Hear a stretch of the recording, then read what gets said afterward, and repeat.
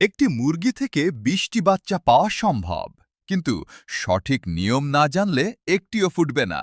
আজকের ভিডিওতে জানুন সম্পূর্ণ সঠিক পদ্ধতি। আসসালামু আলাইকুম, আমি আপনাদের কৃষি ও খামারির বন্ধু। আজকে জানাবো মুরগির ডিম ফোটানোর সঠিক পদ্ধতি, কুচা মুরগি দিয়ে এবং ইনকিউবেটর দিয়ে দুটো উপায়। প্রথমে জানি কুচা মুরগি দিয়ে ডিম ফোটানো। একটি কুচা মুরগি একসাথে ১০ থেকে ১৫টি ডিম তাওয়াতে পারে।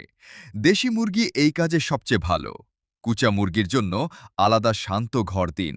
বাসায় শুকনো খড় বিছিয়ে দিন। প্রতিদিন একবার মুরগিকে খাবার ও পানি দিন এবং বাইরে যেতে দিন। ২১ দিনে বাচ্চা ফুটবে। ১৮ থেকে ১৯ দিনের দিন ডিম নাড়াচাড়া করবেন না। এই সময়ে বাচ্চা ডিমের ভেতরে নিজের অবস্থান ঠিক করে। ইনকিউবেটরে ডিম ফোটানো। তাপমাত্রা ৩৭.৫ থেকে ৩৮ ডিগ্রি সেলসিয়াস এবং আর্দ্রতা ৬০ থেকে ৬৫% রাখতে হবে।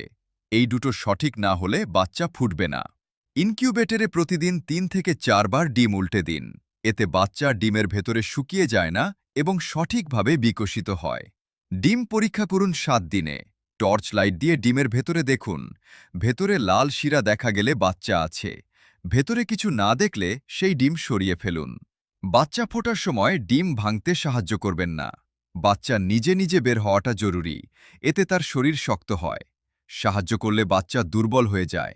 বাচ্চা ফোটার পর ২৪ ঘন্টা ইনকিউবেটরেই রাখুন। পালক শুকানো পর্যন্ত অপেক্ষা করুন। তারপর ব্রুডারে স্থানান্তর করুন এবং গ্লুকোজ পানি দিন।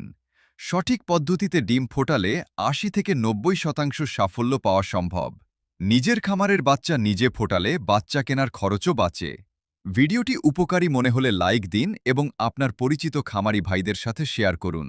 এরকম দরকারি তথ্য প্রতিদিন পেতে এখনই সাবস্ক্রাইব করুন কৃষি ও খামারির বন্ধু। আল্লাহ হাফেজ।